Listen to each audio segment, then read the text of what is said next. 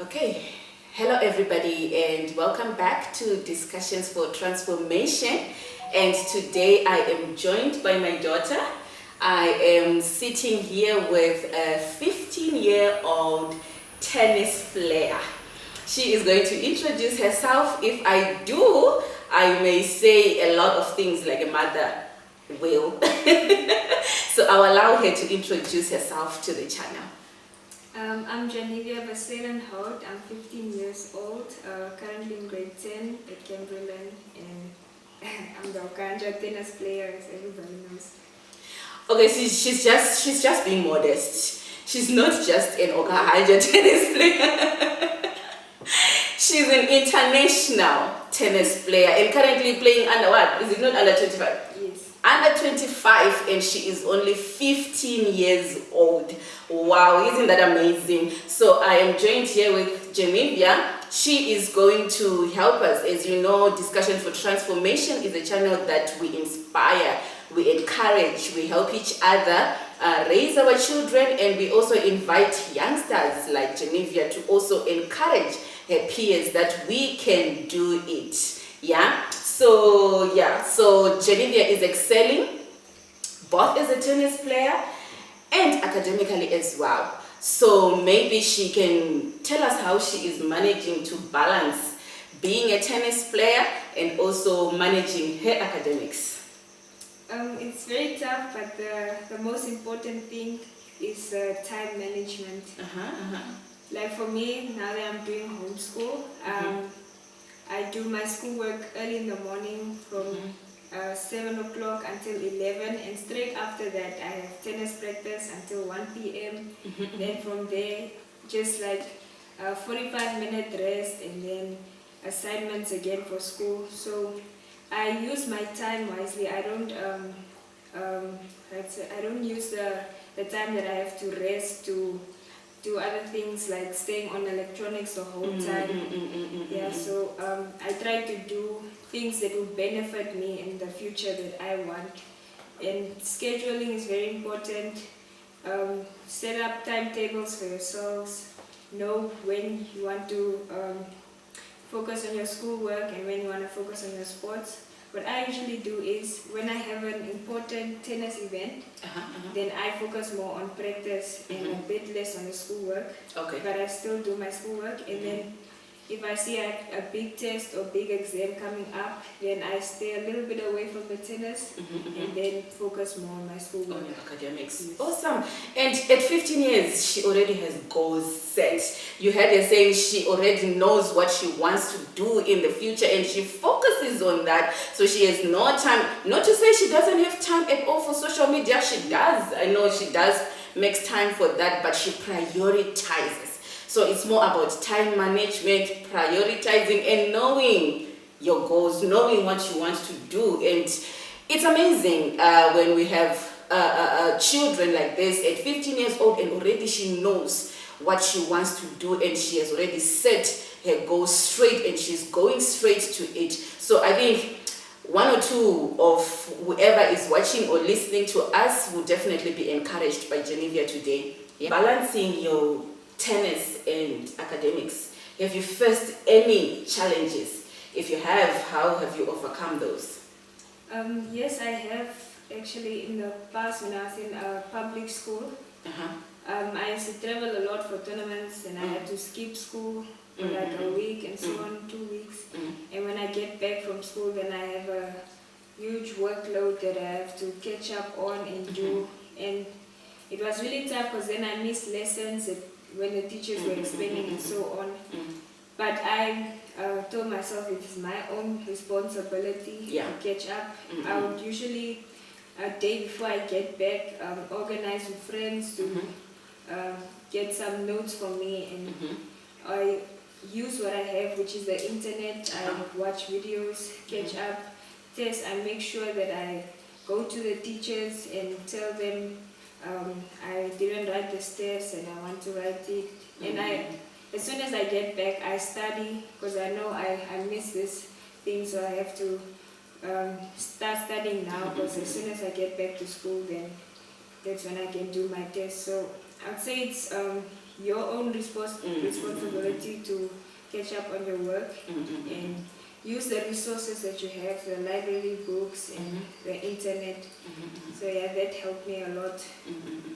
Awesome. So it's basically more about taking responsibility, not waiting for someone to push you to say, hey, come on now, it's time for maths, it's time for geography, but taking charge by yourself to know that I need to do 1, 2, 3. And if I may ask, if you want to advise your peers, what study habits do you think are more effective for your peers that are listening that you can encourage or advise them?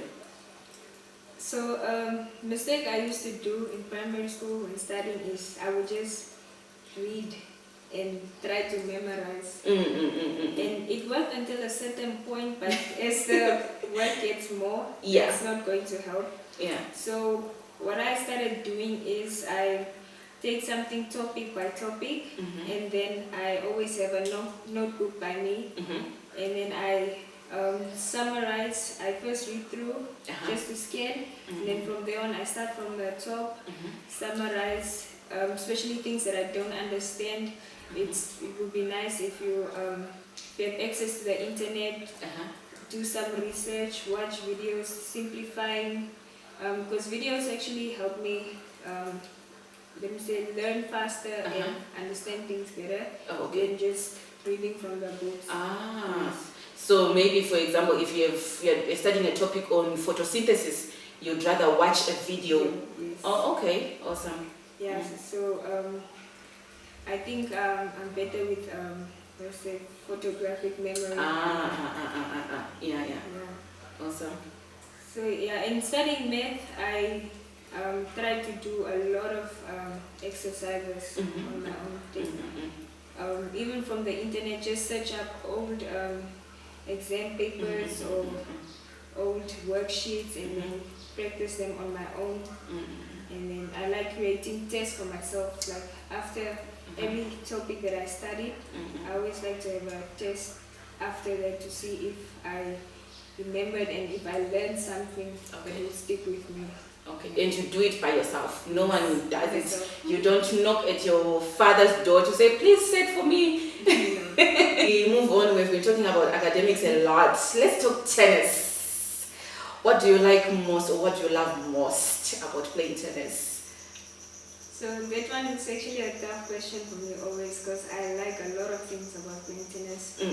But one thing that I do like is the thinking constantly on the court. It's like I'm not just playing tennis, like I'm playing a game, trying to solve a puzzle. Where should I hit? If I do this, what's going to happen next? I like the adrenaline in tennis, all the mixed emotions. And the best thing is the feeling when you've got something right that you've been struggling with for a long time. So I like mostly everything about tennis. And also one other thing I like about tennis is when you are in the moment, you don't think about anything else. Any challenges or that you're going through, you don't think about that. You're just there in the moment, enjoying what you love doing. Okay. And when did you start playing tennis? I started at the age of 9 years old. Okay. And was it something that you have always wanted to do? At first, like from grade 1 there, I was doing netball, athletics. And then I was introduced to tennis in grade 3. And then I don't know, like I just after 2 practice sessions, I decided that I want to netball. I want to be a tennis player one day. I played netball until like grade 4. Athletics I did until I was in grade 8. But then my main focus was just tennis. I prioritized tennis. Awesome. And who would you say is your inspiration? My inspiration is definitely my dad. Awesome. He's a hard worker. He's a man of faith. My dad has a lot of faith. Sometimes when you think things are so negative in your life, he always tries to find the positive things. And also, I say tennis-wise, my biggest role model would be Serena Williams and Venus Williams. I think we share a similar story. Oh, okay. They show that even from a poor background, you can still make it big, and the challenges they faced, also their skin color, the style was really tough, and tennis is really tough. Yeah. So yeah, they inspired me a lot, and look where they are today. So it means we, doesn't matter what background you come from, you can still make it. Oh, awesome. That is great. But have you faced any challenges in tennis, maybe trying to navigate, going to get in or to fit in the Namibian team or something? No, Not really. I haven't. Think because I proved to myself, I proved to everyone that that you're capable. I'm capable. Yeah. Awesome. Do you prepare mentally before any game? So I use meditation. Actually, it's an exercise that my coach/dad gave me. It's where I just close my eyes, imagine I'm at the most beautiful tennis court ever, my dream tennis court. The wind is blowing. I try to be as calm as possible, control my breathing in and out. And the thing that seals the deal actually is a prep talk with my coach. Yeah, it always helps me feel better, and the things he has really good words of encouragement. So yeah, that's how I prepare myself mentally. But tell us before, maybe tennis, maybe they might not even know or understand where we are coming from. Tell us how it feels. You are 15 years old and you don't play under 15 or under 16, but you actually play under 25, right? Yes. Internationally. Internationally, I play under 18. Under 18. Most of the time, yes. But in Namibia, I choose to play under 25 for more competition. Oh, okay. Yeah, since there isn't a lot of tennis players in Namibia, so I try to challenge myself, take because the international level is very tough, so I use every opportunity that I get here in Namibia to train for them. No, but if you are actually playing under 18 internationally, then definitely you are giving them a tough time. Because I think you should be playing under 16, or is there nothing like under 16 in tennis? Not actually. Because under 18 tournaments, I think you have to be 14 to play. Oh, to play under 18? Yes. Oh, okay. Because even at professional levels, you see, there are youngsters like the Indian Wells that was going on. There was a 17-year-old girl who beat the number 1, number 2 ranked players, and that's professional level. So it just proves age doesn't really matter in tennis. Exactly. Yeah. Wow. And what has been the most challenging match you have played? And what lessons did you take from that? It was actually this year. It was the most challenging, but it was supposed to be the easiest. Okay, tell me about it. So this year during zonals, I think I had a mental block, like things were not going my way. It was an easy match that I had. I could beat the player 6-love, 6-love, but then I ended up beating them in a third set. I couldn't feel, my body felt shaky, I couldn't hit the ball. I was struggling, my breathing, I was struggling. I think it was the pressure that got to me a bit, because playing for your country, you always want to do good. Do your best. Yes. Yeah. And but I'm proud of myself that I didn't give up. I tried to find a way. I started using other skills, not just trying to hit the ball as hard as I can, but using other skills to win the match. And I pulled through and I won that match. Yeah, I think it was a tough match mentally. So, okay. Yeah. Awesome. But I told myself that that was just a phase, and it went away, and now I'm back to excelling even higher. Okay. So, but how do you handle losses and setbacks in tennis? It's very tough. Like past 2 years, I've been coming second place. Not many people know this, but I've been coming second place in most of the tournaments. Oh, okay. And second place hurts more than coming last. Third or yeah. But then I always tell myself that God is doing this for a reason. God has something greater for me. And if I didn't win now, then I know it's not my time, and there's still something greater waiting for me. That is coming. Yeah. So, but I think my dad is always there for me when it's tough for me. And there was some point that I was just feeling like there's no point. I just keep on losing. You wanted to give up. I wanted to give up. But then tennis is so tough for me. I can't give up. You've come so far. I've come so far. And even if we see or we hear that Joanivia is no more doing tennis, Joanivia quit, we will all run to ask what is going on.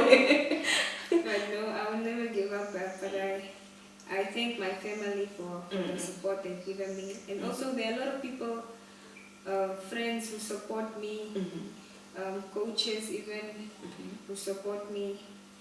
A lot of people there at the tennis court, they support me, and it's and I told myself it's not about winning or losing. It's about the improvements and the growth, so that I can reach to my goal, which is even greater, not just here in Namibia, but internationally. Great. Okay, so what skills have helped you that you have taken from tennis that are also helping you academically? The two main skills that people might not think are skills, but it's hard work and discipline. Those are two things that are really important in sports and in your schoolwork, because it's easily, it's easy to get distracted now that there's social media, internet, and everything. So you need discipline, stay focused on your goals, school goals and sports goals. And I think the hard work part is just, it has to come yourself. If you want it, then you have to put in the hard work. Yeah. But having your dad as your coach, and also I'm sure he also helps you also at home with the homeschooling, don't you sometimes feel overwhelmed or pressured to excel in tennis and also academically as well? How does that feel? I definitely do feel pressure, but I wouldn't say it's from my dad. I don't know, I think I feel pressure from people outside. Like in tennis, I feel pressure from the whole Namibia. Yes. Whenever I'm playing for my country. Whenever I'm out, I always think, okay, I have to at least do good. I can't just come back home and not show that I've done something. But then also academically, I do feel pressure. Now that I've started homeschool, there was a lot of criticism that I started homeschool. Like not many people are educated of online school. They think public school is the best. But I've learned to cut out the outside noise and just focus on what I want and why I make these decisions in my life. So I blocked out people's opinions, negative opinions, and always take the positive in everything. Also, my high school principal, when we were growing up, she used to say, ignore the world. Stay focused and ignore the world. So what advice would you give to your peers that are watching you, that look up to you anyway, and they would want to also do tennis, or they have other sports that they love and they also want to balance doing sports and also academically? What advice would you give to them? I would say what advice I gave myself is to not let small things get into the way of what I want. Like, for example, instead of spending your time in the streets. I saw it especially with soccer and rugby players. They mostly like playing in the streets. They do good in their sports, but when it comes to the school, use that time to focus on your schoolwork, since you know you already have practices in the afternoon. Before practice, use your time wisely. Don't want to have a fun time now. You can still have fun, make time sometimes for yourself, but there's a lot of sacrifices that I had to make, like skipping birthday parties even, skipping holidays. So the main thing that I would say is rather work hard now and then have an easy life later, instead of wanting to have fun, easy life now and then having to work hard later. And sometimes you may not even have the chance to work hard later. You would have destroyed your life. Those are wise words from our 15-year-old tennis champion. Joanivia is not just a national champion or a national tennis player. Joanivia is our daughter. Those in Okahanja. She is born, raised in Okahanja. So tell us about your tournaments that are lined up. So one of my upcoming tournaments now is ITF in Botswana, which is an international tournament under 18. So it's a 2 weeks tournament. Oh, okay. Yes. So, and these ones are usually very tough. This year I want to play more of those tournaments to get my rankings higher, which will help with getting scholarships for universities. Okay. And then after that, there's another one in Pretoria. Actually, before Pretoria is Windhoek. Windhoek's one is also 2 weeks. Okay. Then international players can play in Windhoek. Oh, okay. And then it's Pretoria. And then the main one that I want to practice for, it's actually not a tournament, but it's I'm going to a tennis academy in Omaha in Nebraska.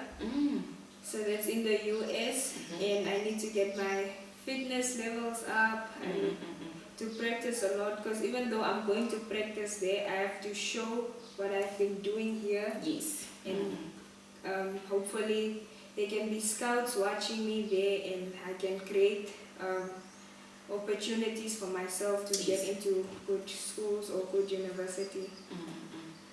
Awesome. And Joanivia will be traveling to the US. She's not only going to represent herself, she's not only going to represent Namibia, but she is also going to represent us Okahanja as a small town as we are. So there are definitely some things that she would want us. Remember, Discussions for Transformation is a channel that we help each other. We are a community.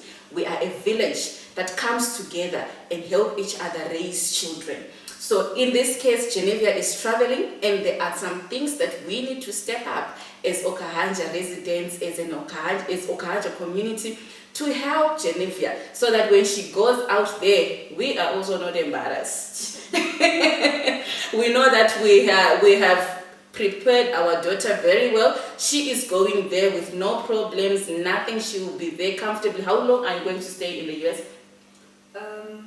About 6 weeks, 5 weeks. 6 weeks. So definitely, maybe you can just tell us what are some of the things that you would want the community to chip in, so that you will have a very comfortable stay when you go. So obviously, I can't go if the finances aren't sorted out. Yes. And that the main thing is the flight tickets. I've been working with my dad to send out sponsorship letters and also find ways to raise money. So one of the ideas was to have a tournament, a fun mixed doubles tournament in Windhoek. That would be somewhere in May. Okay. And then we're also thinking of a fun day tournament here in Okahanja. Okay. We can even do it for people who've never played tennis before, just to come. And for mothers like us, who can also come and play tennis as well. Anyone of any age can come, and we'll be selling, buying. What I also do sometimes, since last year I've been baking. Oh, okay. some muffins, banana bread, lemon bread to get some money into my savings. Okay. And yeah, I'd say even if you don't help financially, you can help in your using your services, like your skills. You can come help Okay. even at a fun day, help with things like organizing and so on. Or even with the bride. Yes, even with the bride. Or even just to come and play tennis. Yes. That is also supporting. If you are there, definitely it means you're also going to buy a cupcake, you're also going to buy, yes, yeah. And we're also looking for sponsors, like sponsors who can, you don't have to sponsor now the records that I need or so on, but you can at least sponsor, let's say 1 kg of a pack of meat for me to buy and sell, and so on. So small things like that. Even cool drinks, sponsor some cool drinks. On that day, do you guys have a date already for that fun day, or not yet? Not yet, but we definitely want to do it somewhere in May, since now we're supposed to do it the end of March, but now I'm preparing for Botswana. For Botswana, okay. Yes. So when I'm back from Botswana, then we'll put out the dates and so on. Yeah, and small things can also be sponsored, like turkeys and clothing. Yeah. Yeah, I want to be fully prepared when I go there. Yeah. With the right equipment and so on. Then we're so is it tennis clothing that you want, or you also need your personal clothing items as well? Mostly tennis clothing. Okay. That would be very nice. Because tennis clothing is quite expensive. Okay. Yeah. Yeah, and even small things like socks, sweatbands, and so on. But yeah, we are on a good start so far. Okay. There are sponsors. Okay. Sponsorships that letters that were sponsored to, and yeah. We can do it as a community, as Okahanja. We need to make sure that she is comfortable, she is well prepared before she leaves Namibia, before she leaves Okahanja. Before she even drives from here to the airport in Windhoek. We need to ensure that as mothers, as the community, we have prepared our daughter, and she is going and she is ready before she even leaves Okahanja. Awesome. Do you have any last words that you want to share with your peers that are watching? I just want to say, like, I'm really proud that people look up to me and they think I'm an inspiration. You are. And they just think I'm a normal human being here. I think if you just show your hard work, opportunities will come for you. Keep on working hard. Like, I didn't even focus on people outside and like results. All I focused on was working hard, putting my part in, and the rest will come to you. Yeah. I also never knew that if you work hard, things come to you so easily. And it's true. Just keep on working hard. Keep on having faith in God. God has a time for you when He wants everything for you to go well, and when He wants you to succeed. So yes. Awesome. And the Bible says, when the time is right, I, the Lord, will make it happen. And things are aligning for you. So awesome. We thank God for that, and we thank you for being on this channel and encouraging your peers that we can still do it. You can still excel academically, as well as you can still pursue your hobby or your preferred sporting activities that you would want to do in life. So thank you so much for joining us on this episode. You know what to do. If you have any questions, if you want to come to the show, make sure you send us an email at principalchi@gmail.com, or call us or WhatsApp us on the phone number that we will put on the screen or in the description box below. Thank you very much for watching today's episode. Thank you so much for having me. Awesome. Thank you so much. Thank you very much. I was very happy to have you on the channel.